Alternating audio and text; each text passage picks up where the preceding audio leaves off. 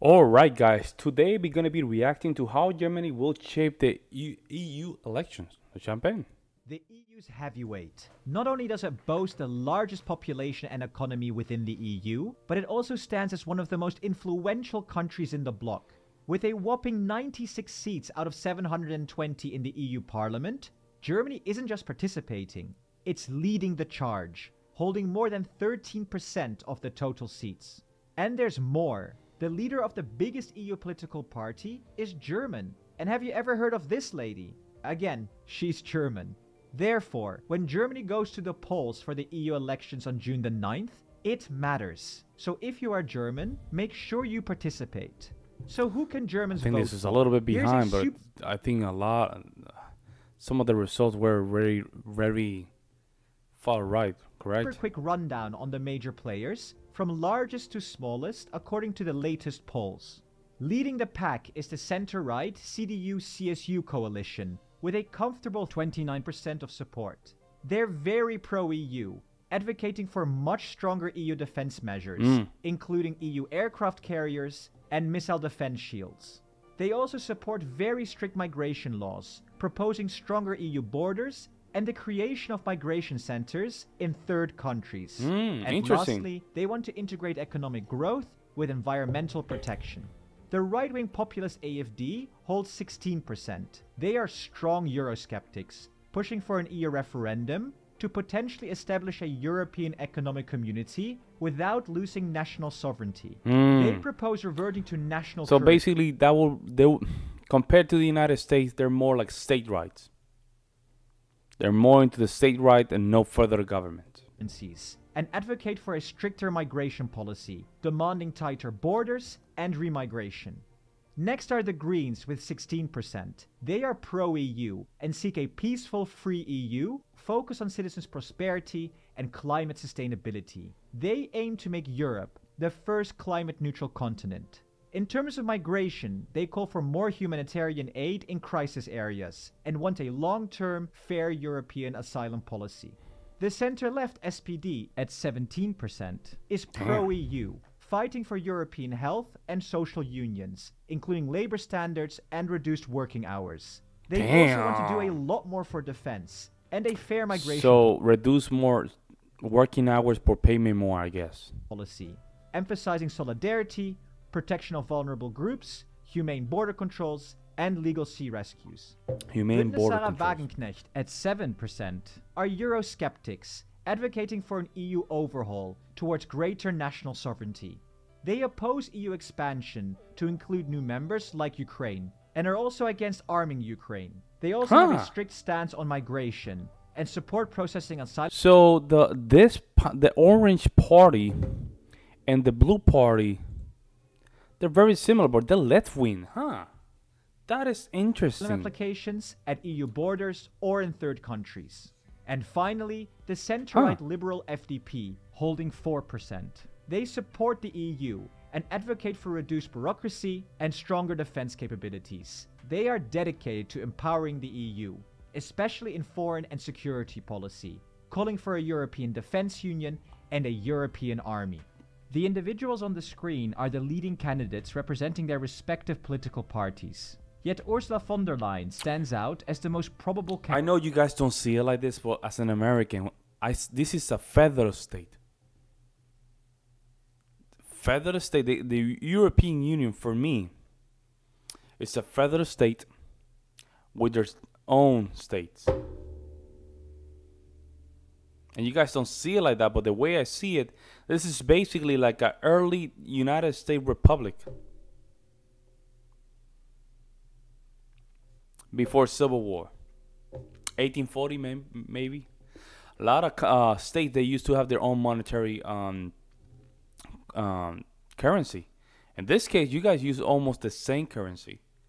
So you guys are way ahead. So I don't know what's going on here, but this is how I see it. candidate to assume the role EU defense, bigger military. Unless you want that to be bigger, good luck trying to get away from the European Union. If in the future you want to get out, if they have a bigger military, I don't really think this it's gonna be it's just gonna be a time where they're gonna pass a resolution where if you come into the European Union, you cannot get out. It's just a matter of time, though. Of Commission President. I understand that this overview is super high level, and if you're looking for more detail, don't forget to subscribe and hit the notification bell. We'll explore each party's policies in depth as we approach the EU election on June the 9th. Also, voting for smaller parties in EU elections can really matter. In Germany, they need just 0.5% of votes to secure a seat, much lower than the 5% required in national elections. This allows even small parties to win seats, such as Volt, which earned a seat with just 0.7% of the votes back in 2019. Now you might be wondering, how do these poll numbers actually turn into seats at the European Parliament? And the CDU-CSU would get the most seats, 28, followed by the SPD with 16 seats, and then the AfD and Greens with 15 seats each.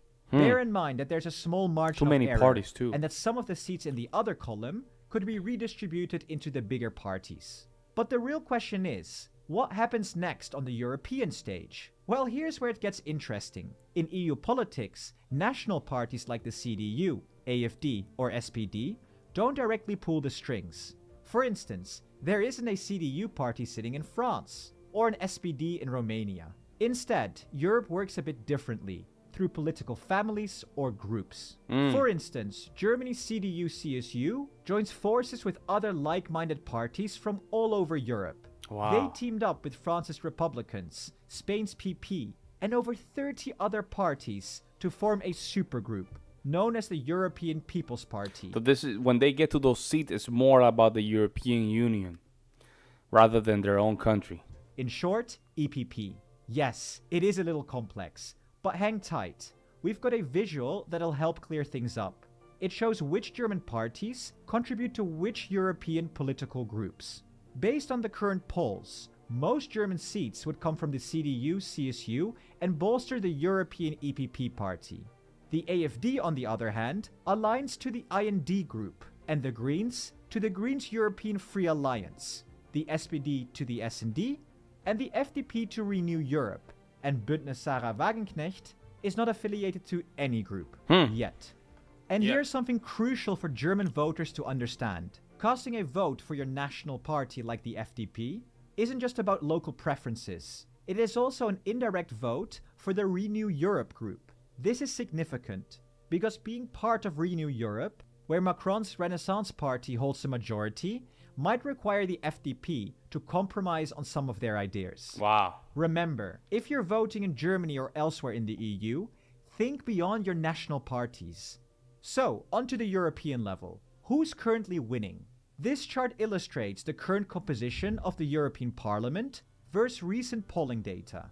Should these poll results materialize, the European People's Party would retain its position as the most influential group, with only a slight decrease in seats, primarily attributed to the robust performance of Germany's CDU. Manfred Weber, leader of the CSU and EPP group, really underscores a significant German influence within this faction. The Identity and Democracy group, known for its Eurosceptic and right-wing stance, is poised for a remarkable gain in seats. A substantial portion of this increase is credited to Germany's AfD, which has seen considerable growth since the 2019 election. And I think that's what really happened. I think that's what really happened. A lot of these people, right, they gain more seats. The Greens and European Free Alliance and Renew Europe are anticipated to experience significant seat losses. This downturn reflects the declining poll numbers of the Greens and FDP in Germany. Notably, the leadership of both the Greens and Renew Europe includes German figures, further highlighting strong German influence in these groups. The Progressive Alliance of Socialists and Democrats is expected to maintain a strong presence, albeit with a slight reduction in their seat count, which can also be attributed to SPD's weak performance in Germany. Intriguingly, no major German party aligns with the ECR group. Where's that? However, they are still expected to experience a lot of growth, largely due to the success of Meloni's Brothers of Italy in Italy. That brings us to our third and final section of the video, the sprint towards the position of President of the European Commission, the closest thing the EU has to a president. So who are the sprinters? Right now, the EPP group is on track to secure a plurality in the parliament. This puts Ursula von der Leyen of Germany as the clear frontrunner. Nicolas Schmidt from the S&D is in contention, but faces diminishing poll numbers, making his win much less probable. Then there's also the other possibilities on the screen, but to be honest, this would require a political earthquake. This video is part of our Road to the EU elections video series. Our goal is to make the European election fun and simple. It's very simple to Each episode will understand. feature a spotlight story, like this week's focus on the German parties, followed by the current polls, and the race for Commission President. Are you new to EU politics? Then check the link. Very similar to our system. Very similar. It's a federal state, and then you have the states. Simple as that. And then the president is like the seat of the house. How they call it? The chairman of the house. Based on their party. Whoever has the majority party, elect the guy. Personally, I think in the future it seems like the European Union is going to become a very strong identity in terms of becoming a union and not a confederacy. Because right now it seems like it's a confederacy. It's not a union. Confederacy, for those folks that don't understand, right? I might be wrong on this one, but in my opinion, it means that confederacy is still a union, but you have the option of getting out of that union. When it's a complete union, a federal union, that means that there's no way you can get out. But in the United States, the states do not have the right to succeed the union. That's why we have a civil war, because when the South wanted to succeed, the North said and categorize the move as being unconstitutional. So that's why they went down south to preserve the union. And then after the war in 1865, I think it was the federal government based in Texas, they judge, actually the courts gave it to the union that no state can succeed the United States. If you're a confederacy, of course, you can, right? The only difference between the confederacy and the unions was basically that they gave the states more power to a point where they can literally just leave the confederacy. And I think that's what the European Union is, a confederacy that give some, chance to any state to just leave the confederacy. I might be wrong, but that's how I see it. Let me know what you guys think in the comment section below, and I will see you in the next one.